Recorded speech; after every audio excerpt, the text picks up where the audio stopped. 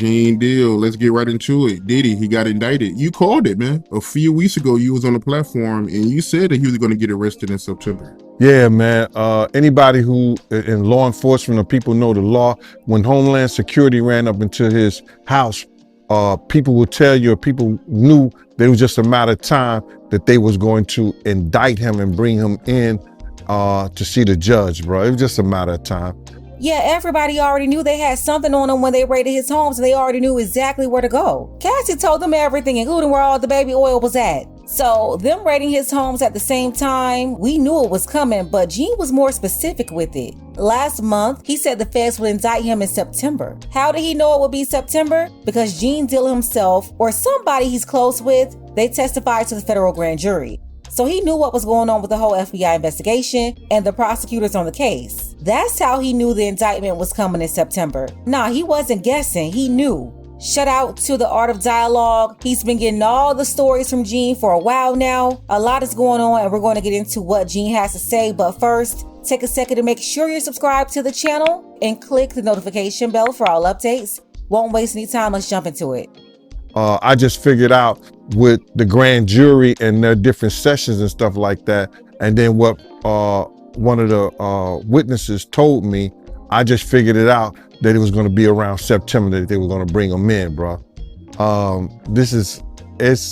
People might not understand. It's difficult when you see a brother that has so much promise become an icon as far as in the music business and stuff that he did, to turn around and just tear his whole life down. But it's all because of his mentors and the people that trained him and taught him the music business. You know, it's all about the people who trained and taught him the music business, because Puff wasn't, he wasn't born a monster. You know what I'm saying? He was made into a monster, brother. Do you understand what I'm saying? He was made into a monster from the stuff that happened to him, the things that he had to do. You understand? The things that he had to do to become who he is. You know what I'm saying? You know, it's like this, brother. You never like something so much that you can't do without, and you never be willing to do anything to get where you want to be at. I'm a firm believer that you don't have to do nothing. We already know about these sacrifices and the things people do to get in these circles. They all make conscious decisions to do it. So I don't think you can be forced to do what these people do for fame and money. No, they decided to make those decisions for themselves. And when you make decisions, you have to deal with all good and bad that comes with what you decide to do. So, hey, we're here. Everybody's got to take accountability for self. You got to have principles, you got to have morals, you got to keep with that stuff. And in that music business, a lot of that stuff get thrown out the window. You understand? And that's what happened to him. He started doing the things to other people that was done to him. To keep it frank, he was doing the things to other people that was done to him. And it is what it is. You got to know better. And if you know better, you will do better. When the devil is involved, everyone knows better, but they dance with the devil because they're attracted to all the goodies he's got for them. We live in a time where way too many people are living outside how God told us to live. A lot of people are disobedient and rebellious, so they know better, but refuse to do better. Again, we're talking about decisions. When he was in New York City, he was like that gecko from the Geico commercial. Then he turned and started going, when he lived in Cali and Miami, he turned into Godzilla. I would see him talk about how he using drugs. He was never like that. Smoking cigarettes, smoking weed and everything like that. He turned into something that you could consider a monster, bro. Then he started doing things to people, you understand, that he learned. That's a learned behavior, bro. Now, I'm not saying that he may have been doing a couple of things here and there with women, stuff like that in New York, but the things that there's talking about that he was bringing in to have sex with his girl and all that stuff like that. That was some crazy stuff to me, man. Sounds like Hollywood. They're participating in a lot of weird stuff out there, and that's why everybody is spooked right now, because so many of them have all done some questionable things. So I'm just looking at this whole thing, man, and you had asked me, and we don't have these conversations like most people do. We're gonna go back and you're gonna tell me what we're gonna talk about this. You said, I'm gonna ask you how you feel, bro. I don't want no man to ever go to jail and be leaving their kids behind, be leaving their family behind. You understand? But some dudes belong in jail based on what they do and how they do it. We know that to be true.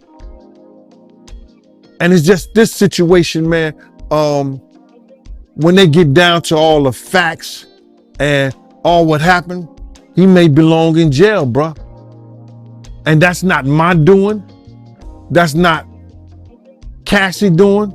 That's his doing and his learned behavior from the people that mentored him.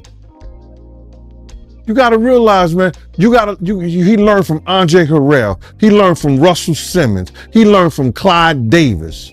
You understand? When those people are telling you that they were heavy into the drugs, they was heavy into beating women and doing things at that age, at that crazy stage, that's going to make him think that he could get away with the same thing that they was getting away with back then. You understand? The things that he was saying, you know, the touchy-feely between two men and all that stuff like that, man. All that, he learned that from them dudes. When I told y'all the story, when me and my man went up to Russell Simmons and he had a house and he had a man in bikini drawers in his bedroom, in his bed. You understand? Bruh, this is that he learned. I'm assuming he learned it from them. I am not amused by all these questionable activities in these folks' bedrooms. I could have gone my whole life not knowing that Russell Simmons allegedly had a gay man in his bed. I'm just not amused by any of these LGBT tales. I think these days, way too many people that's supposed to be straight are too entertained by these stories about activities involving men. The increased fascination that I've seen over the years now with this type of activity is super weird and not normal at all.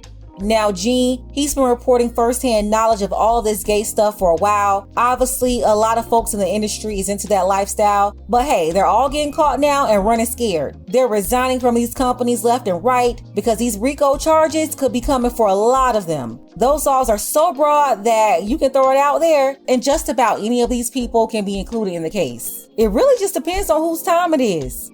They definitely got Diddy, but who's next? Tell me who you think is going down with them below in the comments. Special thank you to Roland C. I appreciate you, Roland, for all of your support for the channel, as well as the ladies supporting the channel. Shout out to Monique. I appreciate you, Monique. And Christine. Thank you, Christine, for supporting the channel. Big shout out to John C., One Community, and Cedric. If you want to show your support for the channel, you have to use PayPal for now. The PayPal link is below in the description. Ladies, fellas, want a balanced analysis, want the truth from a woman's perspective? Then you're going to want to subscribe to this channel and don't forget to like and share.